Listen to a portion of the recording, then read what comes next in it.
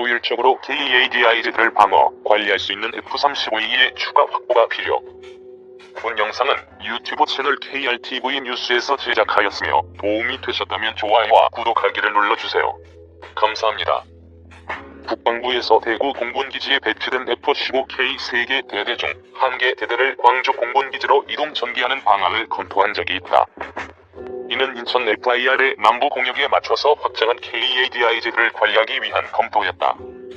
그러나 ADIZ를 관리하는 핵심 체계는 사실 전투기가 아니라 FPS-117과 같은 지상의 L밴드 조기 경보 레이더와 역시 L밴드 위상 배열 레이더를 탑재한 E737 조기 경보 동작이 MCRC 관제소이다.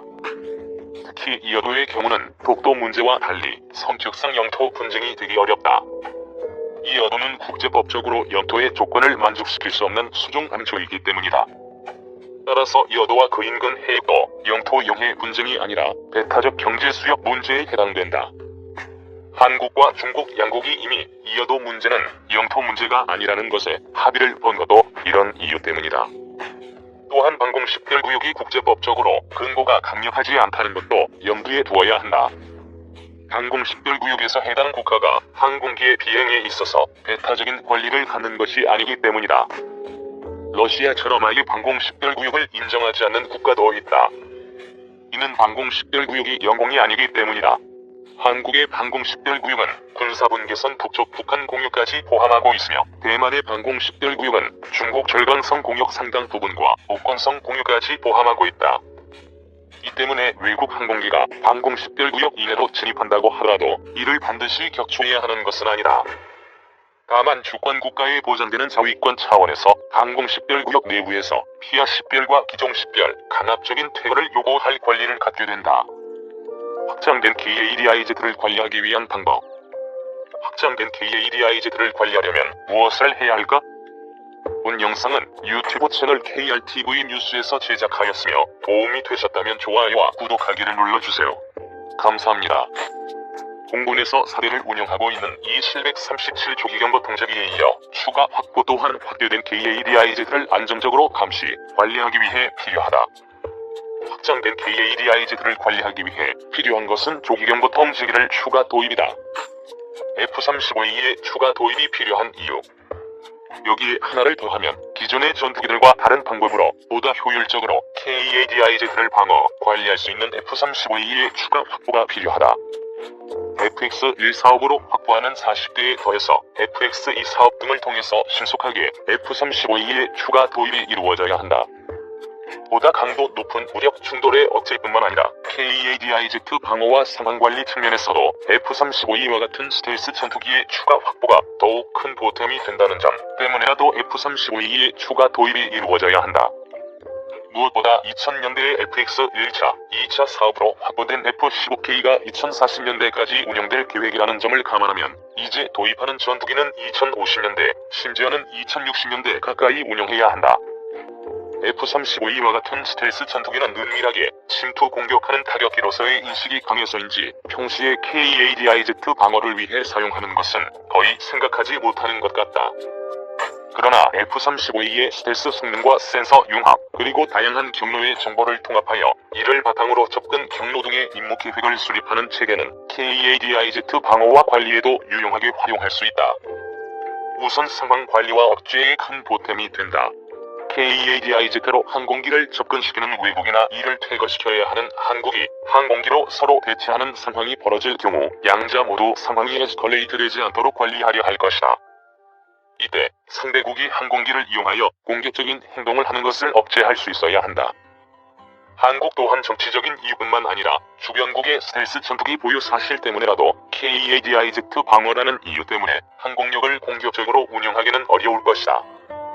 그러나 KADIZ, 특히 KADIZ와 자국의 ADIZ가 중첩되는 영역으로 항공력을 진입시키려는 주변국 또한 자신들의 조기 경보 체계 등으로 탐지가 어려운 한국 공군의 F-35A 보유 사실 때문에 공격적인 항공력 운용이 어렵게 된다.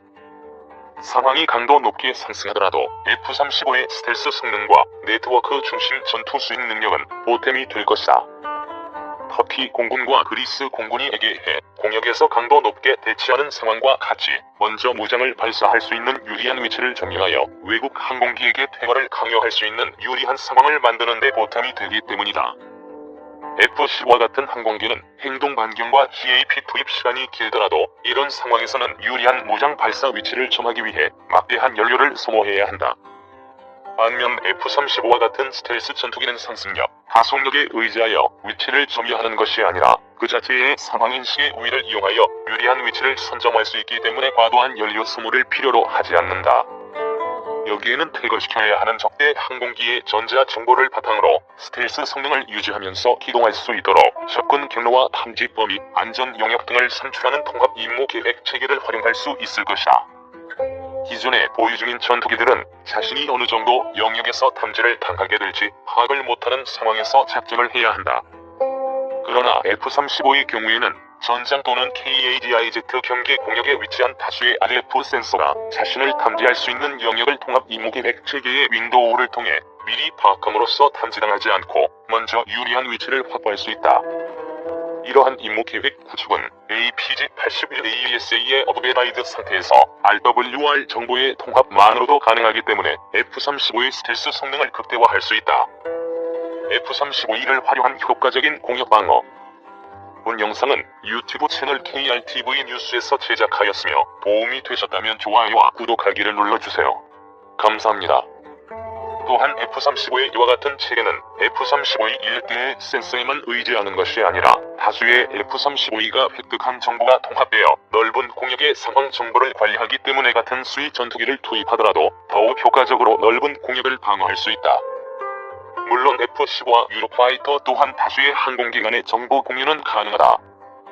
그러나 이와 같은 UHF 대역을 사용하는 링크 16 기반 네트워크를 통해 공유하는 정보는 정보의 품질 면에서 3GHz에서 30GHz까지 넓은 대역의 신호를 커버하는 F-35의 매도를 통해 공유하는 데이터의 품질을 추종하기 어렵다. 특히 디지털 RWR을 통해 획득하는 적대 항공기의 IJ-밴드 레이더 정보와 자치 레이더를 이용하여 획득한 표적 정보의 경우에는 동일 대역을 포함하는 매도를 통해 공유하는 것이 정보 확보에 유리하다. 따라서 CAP 채공 시간에 따른 행동 반경의 차이와 별개로 실제로 이 어도나 독도 공역에서 CAP를 수행할 수 있는 능력도 일반적인 인식과 달리 F-35E가 오히려 앞선다고 할 수 있다. 본 영상은 유튜브 채널 KRTV 뉴스에서 제작하였으며 도움이 되셨다면 좋아요와 구독하기를 눌러주세요. 감사합니다.